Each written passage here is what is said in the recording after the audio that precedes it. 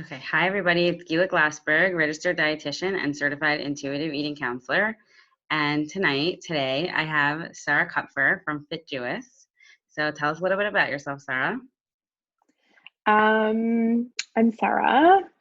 I am 27 years old. No, I'm kidding. Okay. This is like on Zoom. Right.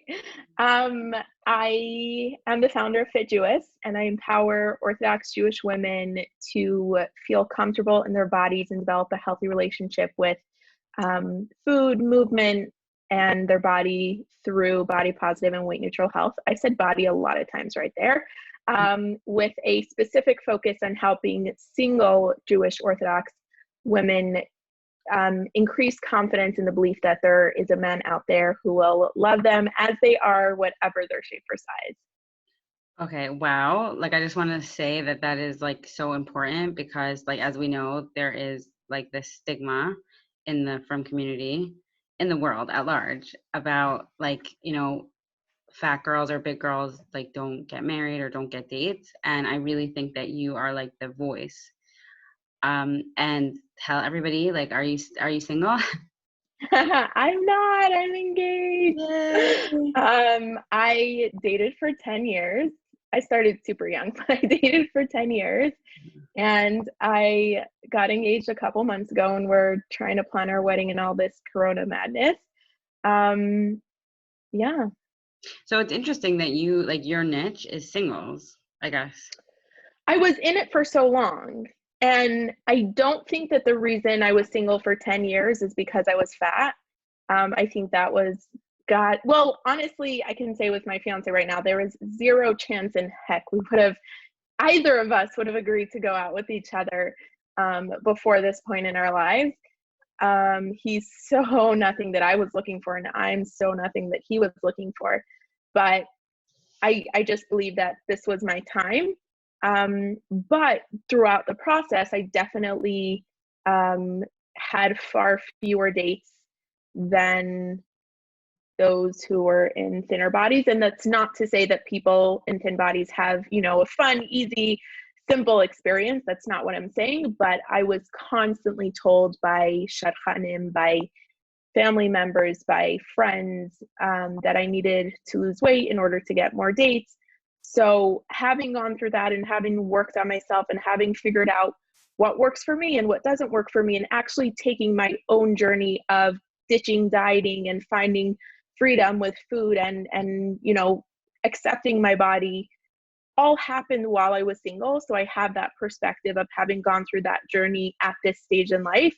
And I just feel like I can relate very much, with other people. And it was actually funny because I was talking to Faye from OK Clarity yesterday. And she said, she was asking me like, why do you limit just to the single scene? And I said, really what I think is going to end up happening is as I go through life and as I pass from one stage to the next, I think I'm going to end up opening up. Obviously, I'm happy to work with any woman, and it's so not just single women, but that's kind of where I focus in terms of marketing. And I think that as I get into the next stage of life and I, God willing, at some point in the future, get pregnant and then have a postpartum experience, like I think I will take that with me and I think my clients are going to reflect my stage in life, but I guess we'll find out. Right. No, that makes sense to work with the clientele that you like most relate with, and you dated for so many years. So right. You get like that. I mean, I didn't do the shidduch thing, but from what I've heard, it's not like all that pleasant. So no, to say the least. Yeah. So I want to ask you a question. So I've heard you on other podcasts, and I love your work, obviously. Thank you. I know that you openly say like that like I'm fat, or like you're comfortable with saying that. And I sometimes will use that word, try to neutralize it, even though like I know I'm probably offending people, but I'm usually not like referring to my own body when I say that. Right. So I could understand why that would like trigger someone else. So, but I guess when you're referring to your own body and you're neutralizing it, how did you get to the point where you're able to say that without it being like you're offending yourself, or that it's something neutral? Okay. Definitely so many moving parts. First off, I'm going to say that I do identify as fat, and I do call myself fat. And that's, that's based on years of being told that I was fat, and being discriminated against or shamed for that. But I also want to acknowledge that I am what's called a small fat. So there are people in significantly larger bodies than mine. And my experience, as much as I have been shamed for my size, I also at the same time have a certain amount of thin privilege that they don't have. Like, I don't have to think twice when I get into an airplane seat, like if it's gonna, if I'm gonna be able to close the seatbelt, that kind of thing. Wait, can I stop you for a second? Do Yeah. you make that differentiation because you don't want to like offend people who are considered like obese, or they do have to? I don't think it's a matter of offending. I think it's a matter of invalidating their experience. Like, I know when someone in a thinner body says they're fat, it makes me uncomfortable, not because nothing to do with, offensive or the word itself or anything like that, but it's like, you haven't actually experienced the hurt and the humiliation and the shame and the rejection that comes with actually being in a larger body. So how dare you use that word? And I know that people in larger bodies than mine feel that way about me. And so I think it is important to kind of make that note. Usually, like in a general sense, when I'm writing a post, I won't specifically specify small fat, because in the space that I'm in, my body is considered full-on fat, especially in the shit up world. But I think I like when I'm doing a talk or I'm doing a podcast, I like to make that differentiation, because I think it's something that's that people in the frum community are not familiar with. And again, I don't want to like cause anyone else hurt by minimizing their experience being in a larger body. Got it. That makes sense. Yeah, makes sense. Okay, so now that we put that out there, what was the question again? So you made the calling yourself fat neutral. You've neutralized it. Right, but what was the question? How did you go about doing that?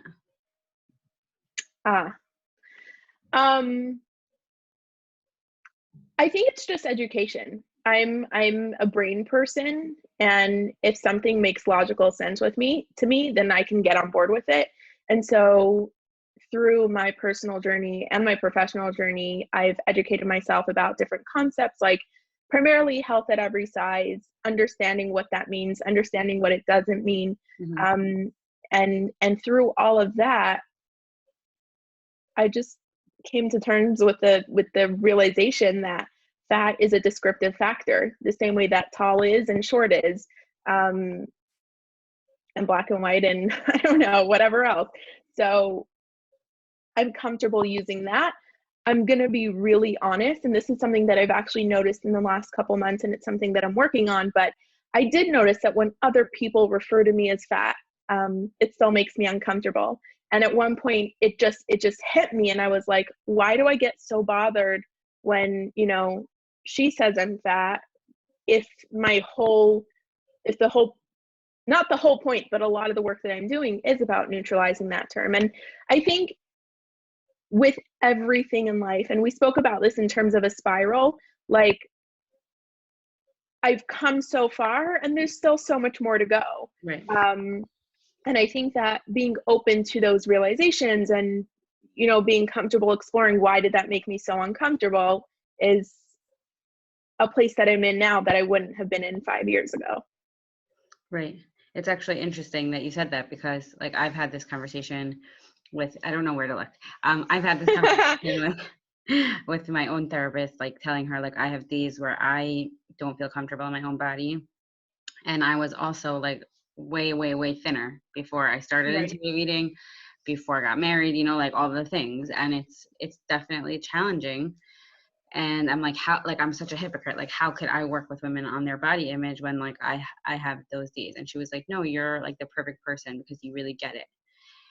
So to that point, I wanted to ask you, like one of the questions we were talking about before, what have you found is the most effective way to start loving or at least liking our bodies? Because I know a lot of the posts on Instagram, and I totally agree with this, but I think it's important to like break it down and unpack it is like, you don't have to love your body, but you could respect it, or you could treat it well, or you could like it. Right. But how do we even do that when we've like hated on our bodies for so long?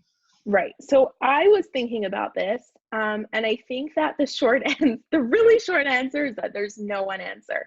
This is the kind of thing that, like a lot of things, one size does not actually fit all. Definitely. um, and I think I could tell you for me personally, I think when I saw the question, you sent me the questions in advance, and I think I was going to say, well, you know what, the truth is that really acceptance has to come before love. And I was thinking about it, I was like, my experience was really the opposite. I loved my body before I was able to accept it.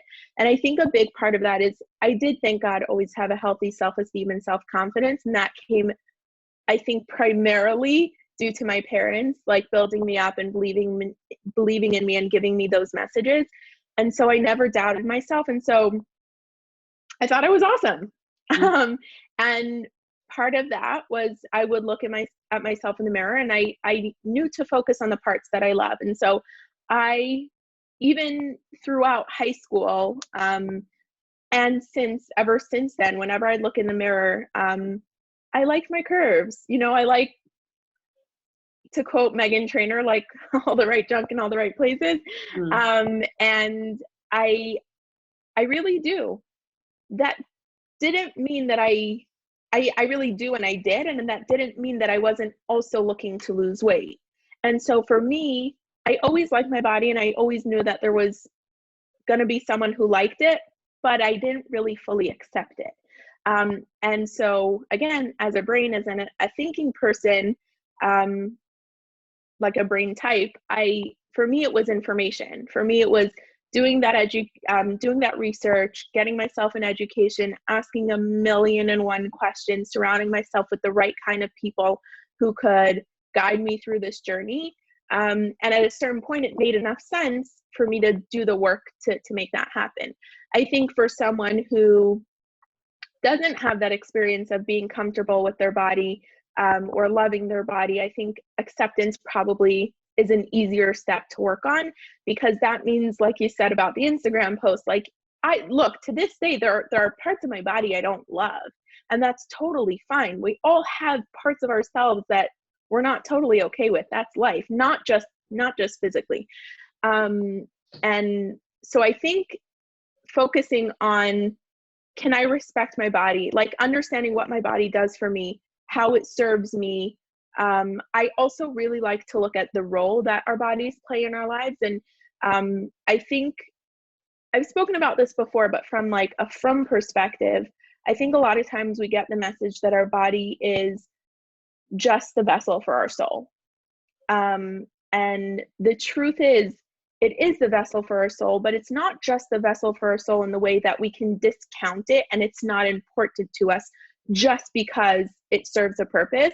I think we have to recognize that, and Chevy Samet was actually the one I had a conversation about this with, and she shared this idea with me, and she said we have to look at it as, without our body, our souls wouldn't have a place in this world. Without our body, we couldn't fulfill our mission. We couldn't do mitzvos. We couldn't do anything that we're supposed to do here. And so taking care of my body is a privilege, and it's a responsibility and an obligation for me, which is where the health piece comes in. Like, I don't think positive body image on its own is enough. I think the two need to go hand in hand. And so I think unpacking that a little bit, like if you've grown up with really unhealthy understanding of what tznius is and what modesty is, and it's all about covering up the body, and it's all about shame and discomfort, then that's something that has to be approached. So I think and if you're not a brain person, and like logical stuff doesn't mean anything to you, and you're more an emotional person and a feeling person, then it is more about digging into the emotions of it more. Not to say that any part can't be, like, there's a lot of crossover between the two, but where's the focus going to be when I'm first starting this journey? And if you're more of an emotional person, I think it needs to be of, why does it make me feel this way? And where is it coming from? And where did I get those messages? And are the messages that I received really the messages that were being sent? Or did I take them a different way? Or all of that kind of stuff. And so I think step number one is knowing how you process and knowing where your starting point is, and then going from there. Yeah, so you're talking a lot about like awareness, like just like learning about yourself and understanding yourself. And are you a thinking person? Are you a feeling person? Yeah, that's really interesting. I also wanted to say one thing. I don't want to challenge Mm-hmm. you too much. So like if you don't have Yeah. an answer, it's fine. But a lot of my By the clients, way, you always can. And if I either will just agree to disagree, but I'm totally fine with being wrong also. oh no, I'm not, you're not being wrong. I just don't know if you'll have an answer because it's not your Okay. experience. But most of my clients, their negative body image comes from their parents. So they have Yeah. this deep-seated, like these deep-rooted feelings that they're not good enough because they were told like you can't be fat, or like you can't be, you're not acceptable in that body, whether it was explicit or implicit, implied or Yeah. not. So that's interesting though, because like I think that that's where people really, really, really struggle, because it's really hard to accept yourself and do this work when you've been given a message your entire life that like you're just like not good enough, you're not acceptable like that. And it's like that's why intuitive eating is, and health at every size, is like really deep work, because you're changing the core values and messages that you've been given since you were a child. Right. So I am lucky, and that isn't so much something that I struggled with. It's interesting because I did struggle with that from a health perspective. Like, I was put on my first diet when I was 2. Like, the doctor told my mom to watch out for my weight when I was 2. And it was so my mother was very focused on making sure that we had a healthy lifestyle, which for me meant a lot of restriction around fun foods. Which in and of itself is a whole issue. But for me, it was more about the health perspective than it was about the weight perspective, but they go hand in hand. But I definitely got messages from other family members that were negative. I'm just lucky that I didn't grow up with it every single day. With that said, again, going back to how much of it was implicit, how much of it was explicit, how much of it was really, how much did we absorb it the way they really meant to give it? Mm-hmm. And I think at a certain point as an adult, we need to go back and we need to look at the experiences we had, and we need to understand where the messages came from in order to let them go. Because holding on to those messages is not serving us. And it is particularly, and at a certain point, you do move out. For most people who move out of their parents' home and they're no longer in that. So the work sucks and it's not fair. It's not fair that this was something that was imposed upon you when you were a child at, you know, a really vulnerable age, and that it's an experience that was, that has such a big influence.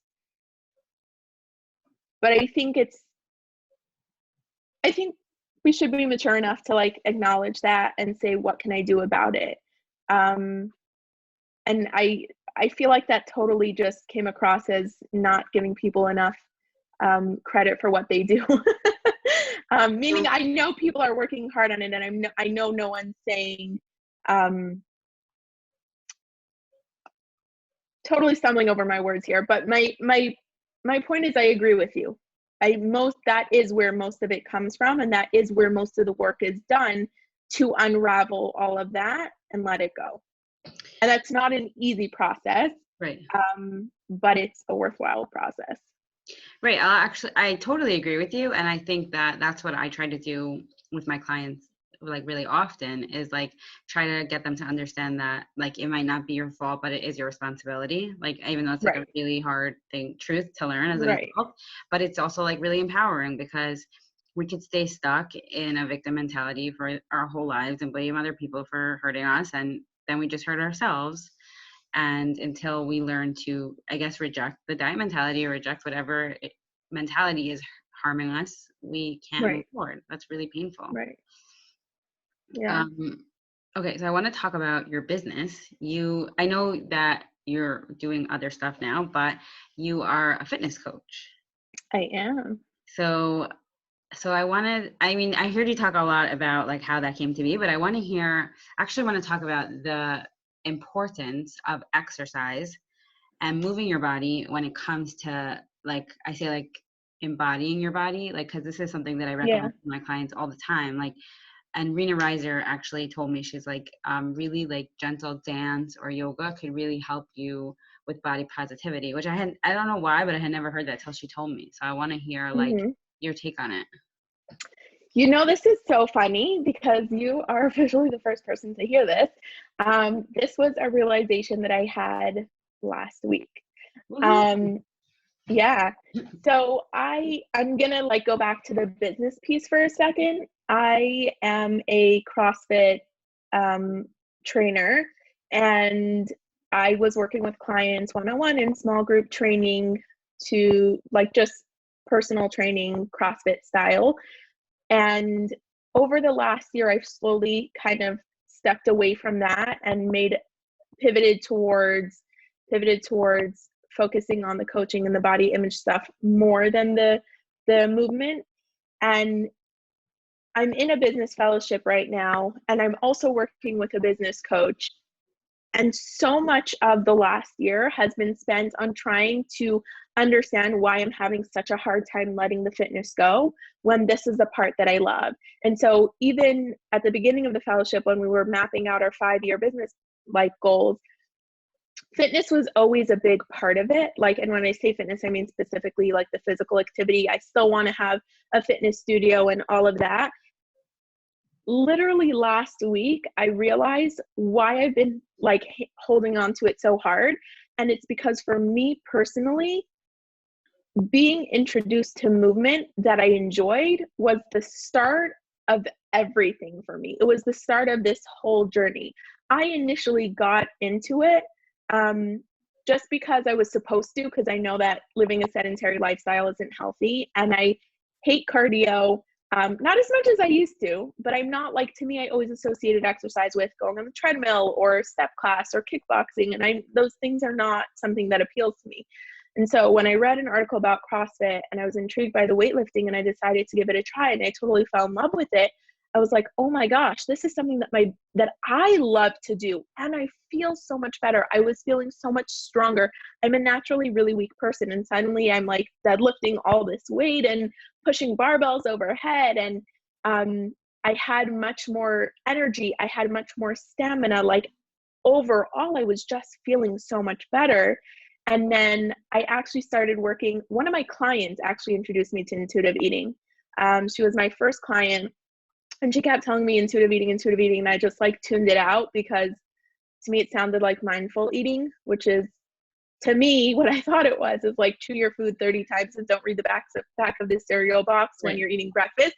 And I was Right. like, yeah, that's not for me. Eventually she got me into it, and through that I got into intuitive eating and I got into Health at Every Size, and then I started educating myself more and learning more and exploring more, and here I am today. And so I realized for me, that little movement piece was what started me on this whole journey. It's not about the exercise itself, it's about what the exercise represents and where it got me to. I'm trying to remember why I said all that. Your So, question no, I was, want to hear, I want to hear how exercise and movement could help you like feel good about your body or oh, body. so that's what it is. So for me, there were so many things that I had wanted to do but put off until I lost weight. Like simple things like going rock climbing or hiking or bungee jumping. There are a lot like what's it called? Treetop trekking. That's still on my list. I haven't gotten there yet. But like there's a lot of things that I wanted to do, but I thought I needed to lose weight first.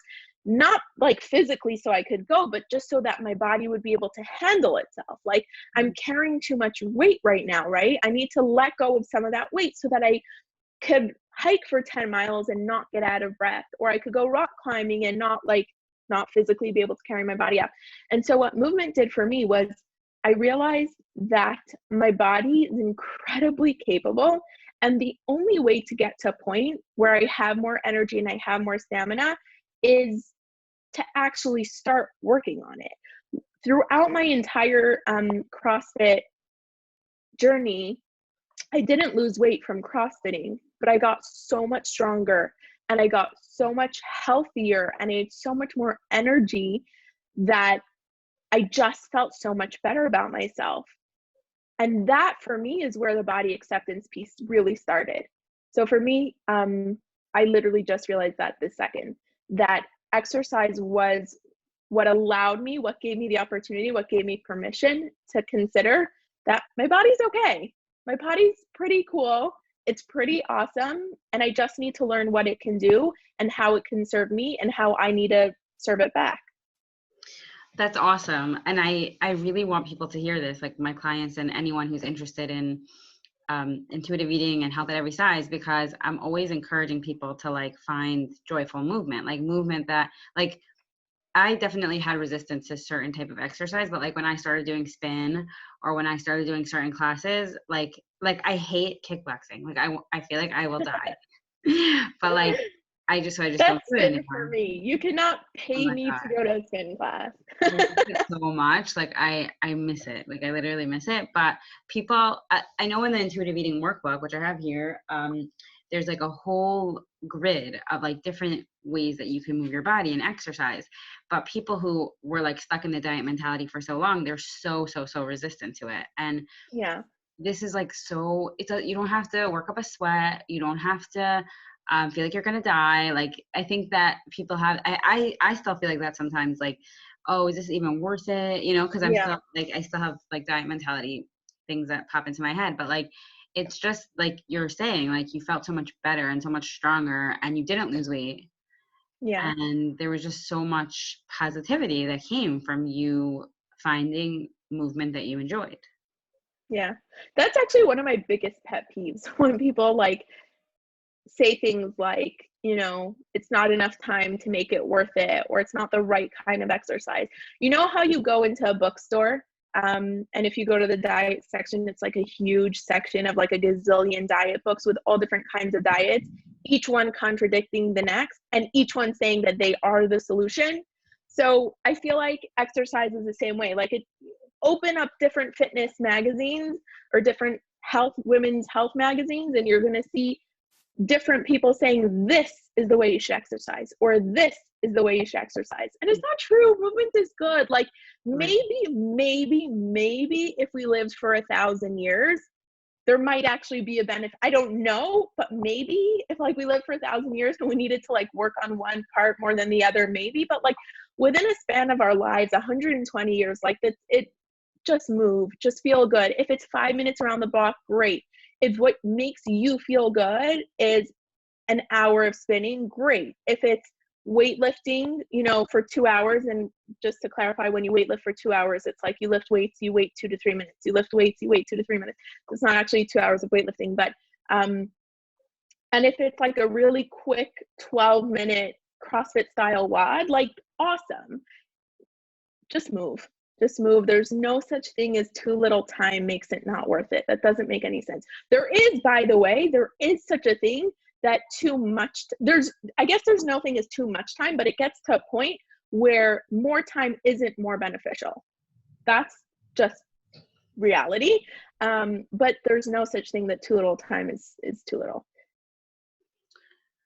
Interesting. I have to also say, this has been one of my business ideas for so long, and I love it so much, and I don't want to let it go. But I'm going to share it here because if someone else wants to take it and run with it, go for it. Just reach out to me first so like I can get a commission. But I had this idea called the Joyful Movement Tour, and it's something that, who knows, maybe I'll still do one day down the road. But it's a 6-week program that for a small group of women. So it would be like 6 to 8 women, a really small, intimate group, committed to going once a week to work out together. The first 30 minutes is focused on like body positivity and body acceptance and that kind of work. And then it's a 1-hour fitness class, but every week is at a completely different location. So like you would have like, you could have a spin class, you could have a pole dancing class, a yoga class, a bike riding on the beach, a rock climbing, and a CrossFit class or weightlifting class, whatever it is, but 6 totally different types of exercises just to get you into the mindset and understanding that there are different kinds of classes, and that some are going to make you feel amazing and some are going to you're not going to love. You might even hate them, and that's totally fine. But I think for so long, we've just been conditioned to believe that this is exercise, and if you're not doing this, it's not worth doing it. It's like a mother once said that her daughter was on the, what's that thing called? The dance machine for like 60 minutes, having an awesome time. And then she gets off and she looks at her mother and she's like, I'm going to go on the treadmill for 30 minutes now because I have to exercise. Yeah. This 60 minutes you jumped on the dance machine is exercise, but we don't process it that way because exercise is not supposed to be fun. Right. Guess what? It is. Right. Totally. If it's not fun, you're doing it wrong. Right. With that, I need to say, like, there are times where you're not going to like be in the mood, and that's fine. You don't have to go. And there are times you're not going to be in the mood, but you know it's going to make you feel better overall, and you are going to push yourself. Not every single time you go to the gym are you going to absolutely love it, and that's fine.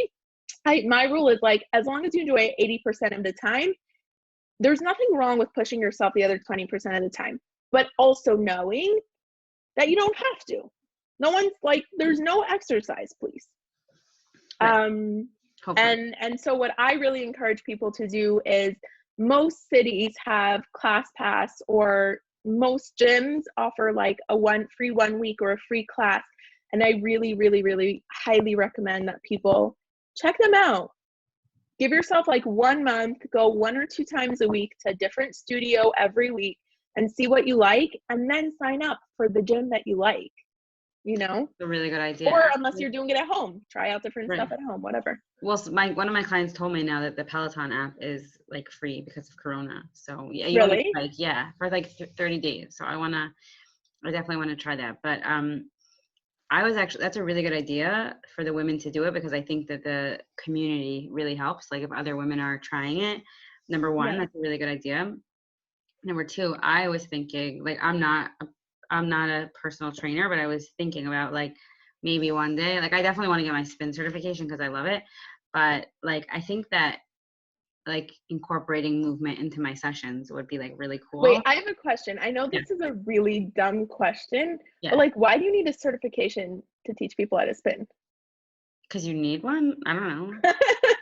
I mean, like something like yoga or weightlifting, I hear, because there's like actual. Is there technique for spin? No, but there is a certification that my gym requires you to have. No, that I get. But that's just a money-making thing. Yeah, it's just a money-making thing. I don't know, but also I could use it for credits for my RD, I think. Like anything. Okay. Yeah. So like that's on the line. Then it's worth it. Yeah. But I was thinking like incorporating like movement into my sessions with my clients. Like, because actually I was just listening to a podcast today. I don't remember what it was, but I'll find it. And she was coaching another woman on her podcast. That's what she does. She like coaches women to help them build their podcast. And so the woman who she was interviewing was saying that she went to a fitness class that was like yoga, but also like scriptures, because she was Christian. Yeah. And I was like, oh my God, like that is because I was interviewed on Jewish Latin Princess, and she asked me, when do you feel most spiritual? And I said, when I'm on the spin bike. And my husband heard that, like he listened to the interview. He's like, that is so weird. What are you talking about? And then like a few weeks later, I had a bunch of girls over for Shal Shaddis, and they were talking about going to that famous spin studio. I forget what it's called. Like everyone does it. Soul Cycle. And she's like, oh my God, it's so spiritual for me to be on spin. I'm like, I told you. And basically when I heard that podcast today, I was thinking like, I think that when, like, we all know that there's like this, when we move our bodies, like we can experience some sort of like spirituality or like getting in touch with ourselves, like we were talking about. But I think that it's not always like utilized. And that could be really cool. Yeah, that could be like a really cool way to, I don't know, just like get in touch with your body. I also do like tapping with my clients, like EFT. So that's also like anything. And like we were talking about before, like with Judaism, like we do a lot of physical rituals. Like we believe in putting on tefillin, shaking an esrog and a lulav, like lots of like physical rituals because we believe that like the motion helps like Mm-hmm. get you in Yeah. touch with your spirituality. So I don't know, it's really interesting. And I think that because of diet culture and because of people's negative relationship with their body and with fitness, they are kind of like stuck because they don't want to explore this. It makes a lot of sense. It's interesting. That actually makes a lot of sense. Yeah, so I think you're giving me a lot of like ideas. Okay, great. Yeah, yeah. Okay, I want to ask you one more question. So Mm-hmm.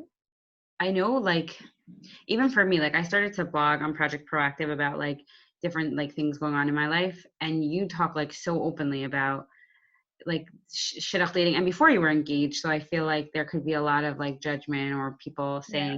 saying negative things. I What? was always like, every time I wrote an article, I'm like, I am kind of their proof, but I'm still gonna say it's not true. Okay, Like so I'm how? 27 and single. Like I'm 27 and fat and single. So like their point is that you should probably lose weight, but I still stand by it. And now I'm 27 and engaged. So Um, how did you like have the strength or courage to be like so vulnerable about like this is a really painful topic? Like how did you? because it's my truth. I believe it's not my truth. It is the truth. I really, really believe very strongly that God is the master matchmaker. And I cannot say that I have the strongest like emuna in all areas of my life, but in this area, it was such a no-brainer to me. The concept of shidduchim makes zero sense to me. I do not understand how you take two human beings who do not know each other and there's just this weird sort of chemistry and they want to get married. That blows my mind. And so to me, the only way it's possible is if God is orchestrating it. And so I just always felt very confident that when I'm supposed to get married, when it's my time, he's going to send my person my way. And with that belief and the understanding that my Mr. Right exists and the understanding that I am doing what I need to do for my health to take care of my body in the best way that I know how, I don't see how it could be any other way. I don't believe, I've said this before and I'm sure we've spoken about it. I do think that fatter women get fewer dates, but they don't get fewer marriages. So all right, so I didn't get extra dates. Like, yay. Less emotional investment and heartbreak and like burnout. You know what I mean? Um, so for me personally, it was kind of a no-brainer. That doesn't mean that it didn't hurt. And that doesn't mean that I didn't have days of insecurity. I did. I definitely had my moments of like, I know someone will love me and I know someone will love my body, but like, will they really? Like, for sure, because Yeah. that's normal human nature. But I guess the bottom line is that like my belief and my confidence was stronger than the insecurity. And I didn't ignore the insecurity. It wasn't like I pretended it didn't exist. It was just acknowledge it. Let's take a step back. What do I know to be fact? What do I not know to be fact? Where am I? Okay, let's move forward. So you really do have that like logical. Yeah. Got it.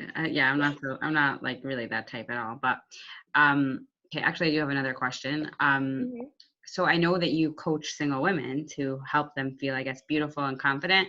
And I don't want you to like give away your secret sauce, but what is like your main like for women who have been told like you won't get dates because you're fat and they're like so tempted to go on a diet, but we know that diets don't work. Like what's your like how do you work with them? What's like your biggest takeaway with them? Like It really depends on the person, where they're at in their journey, and whether they're more emotional or more intellectual. You know, like if they're more intellectual, I will share more of the education first because I find that helpful.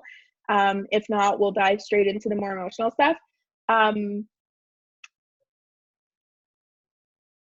I think one of the biggest, I'm trying to think like debate between the two, but I really think one of the biggest pieces is being able is the exercise of acknowledging all those experiences that we had that related to our weight, whether as an adult or as a kid, understanding where the message came from, understanding, hold on, let me just think how to phrase this.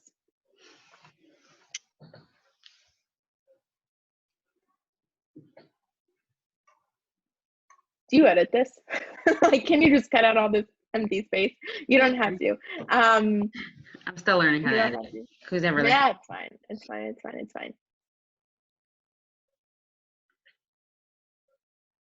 I think so a big part of it is being able to acknowledge what experiences I had, what messages I got from it, and acknowledging that they're just other people's misunderstandings and misconceptions of reality. So, trying to think of an example. Let's say, this is a total side note. I don't know why this just jumped into my brain, but I'm just thinking of like all those times that people, like I lost weight and people tell me, you look amazing, just 5 more. And I'm like, it's never enough. It's always just 5 more. Right. For me, that's one of the loudest messages that I got. Like, no matter what, you know what, maybe that's a good one. Oh my God. Maybe that's why I'm a perfectionist, because nothing's ever good enough. One of the You're really learning a lot here on this podcast. Yeah, right? We should do this more often. No, but one of the messages that I always got was, you look great, but you look even greater if you were thinner. Right. And it is a message that exists in our world. It is a message that exists in society. And so this is the message I got. What does it mean? And how can I, not even what does it mean, but how can I let it go? I don't know. There's way too much here. There's work here that I'm not like, you can't cut it down into that, but yeah. I don't know. I hear a common theme that you're talking about today, which is we are given messages from our family, from our society that we absorb by osmosis. This is like what I always talk about. Yeah. With my clients. And then our job is to sort of take like the drawer with all the stuff in it and dump it out and decide, like, is this helping me? Is this harming me? Why is it harming me? Why is it helping me? And like I talk about this all the time, like an eating disorder is the thing that's actually saving the person at the time. Like, we know that. Right. So even though it's killing them physically, it's the thing that's either giving them attention in their family, giving them a sense of control. So it's the same thing with any negative belief system that we have. It is obviously serving us in some way. So you're sort of asking your clients to logically, like, even if they are emotional about it, logically, like, depict where they're getting stuck. Yeah. Yeah.